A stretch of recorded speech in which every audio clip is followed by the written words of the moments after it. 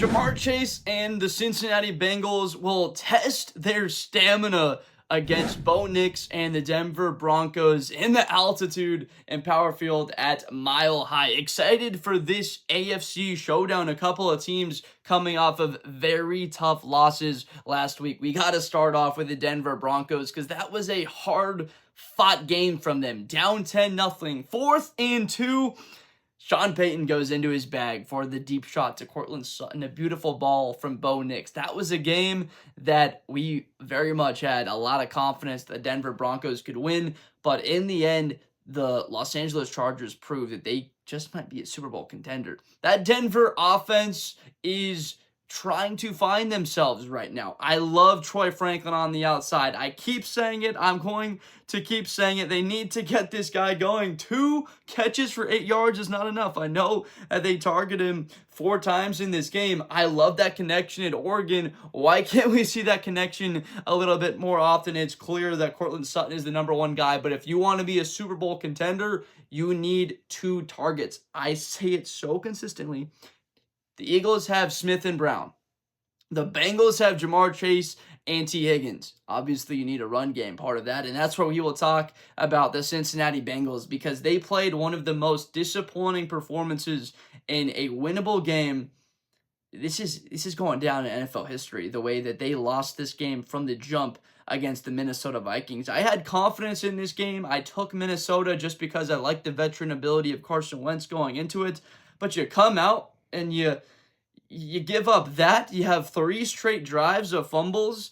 You can't run the football, 2.5 yards a carry. I get it that there is a ton of talent on that side of the football for Minnesota. 10 carries, 3 yards for Chase Brown. When I met his mom, it's also Sydney Brown, a safety for the Eagles, their mom in an elevator a couple of years ago when they were both at Illinois, one of the questions I asked her was about the character of these kids. She's got great kids that can bounce back from adversity. Chase Brown, I think that can come back in this game and really have an impact in this one. Maybe get him going a little bit more out of the backfield. He had 4 receptions for 17 yards against Minnesota, but really none of the production mattered because of how quickly they fell behind in the score column, and Jake Browning, he's just playing behind. There's nothing that they can do. You can't get Jamar Chase going. You can't get T. Higgins going. They just had no chance in that football game. The difference in this one is that they will have a shot. That they're not going to come out there and Jake Browning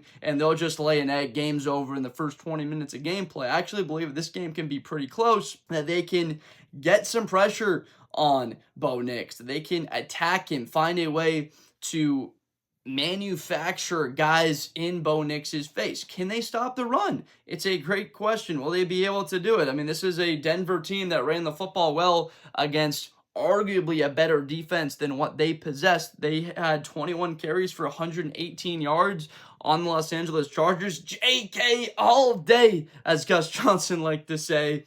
Dobbins, 83 yards on 11 carries in the touchdown. He has been explosive. We've seen that burst that he used to have. He's been across the league at this point. The Chargers people knew him well. The Ravens knew him well. This guy still has the burst that we remember when he was an Ohio State Buckeye.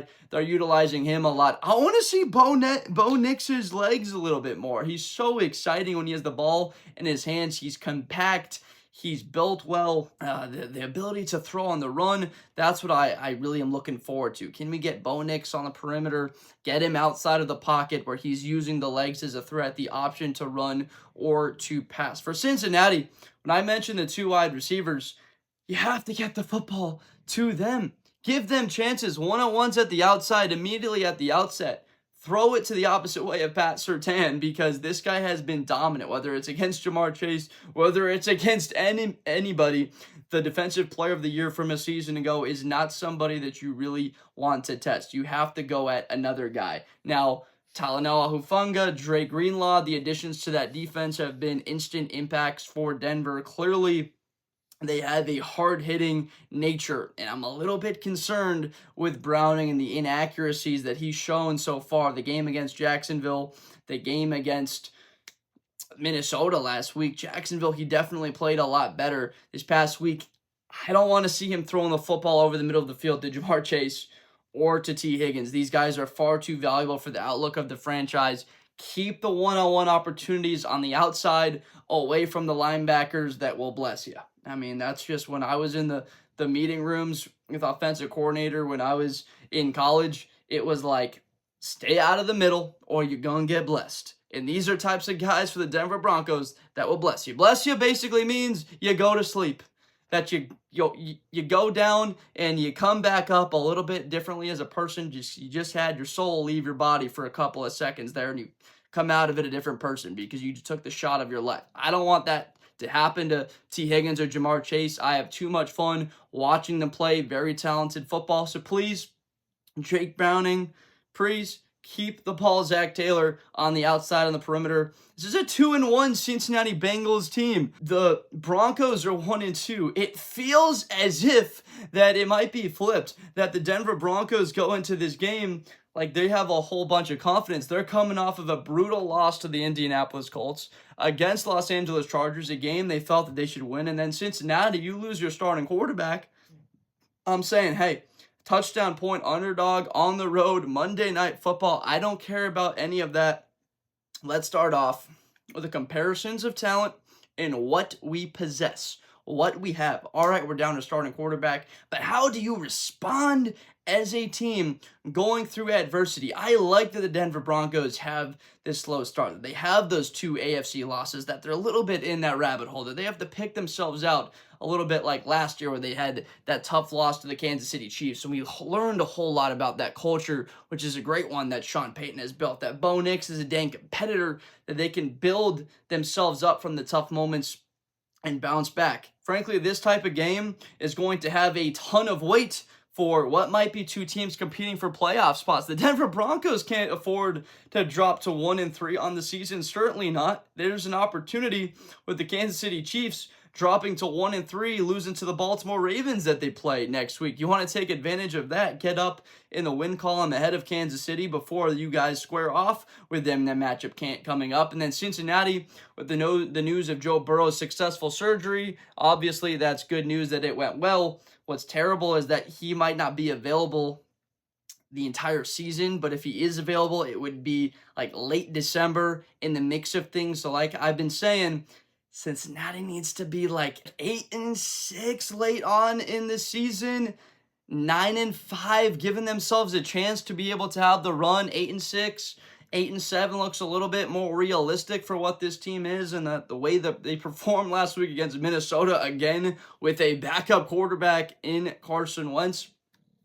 It's interesting. I have to tell you, Cincinnati and what that schedule pairs up to look like. If they're able to come out of this game, it will be important because what they're staring at, Lions, Packers, Steelers, those are not teams with soft defenses. Jets, even the Bears, like these aren't teams that are just roll over and dies. This is a gauntlet of a schedule. If you can come up with 3-1 on the record column, you give yourself a chance. But I have to tell you, this feels like a must-win game that Cincinnati almost has to win this thing. And if they don't, from the 2-0 drop to 2-2 right off the bat, looking at the games that they have to play over the next 2 months, it feels like way too much for them to be able to handle. I'm going to say must-win game. If they don't pull out this win, that they are really in dire straits for what the rest of the season will look like. Where do I go? How do I attack? I talked about the weapons that you have and getting the football to them.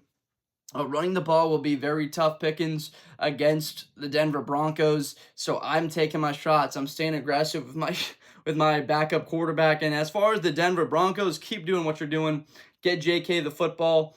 Mix it up with a little bit with RJ Harvey. 2 carries for him.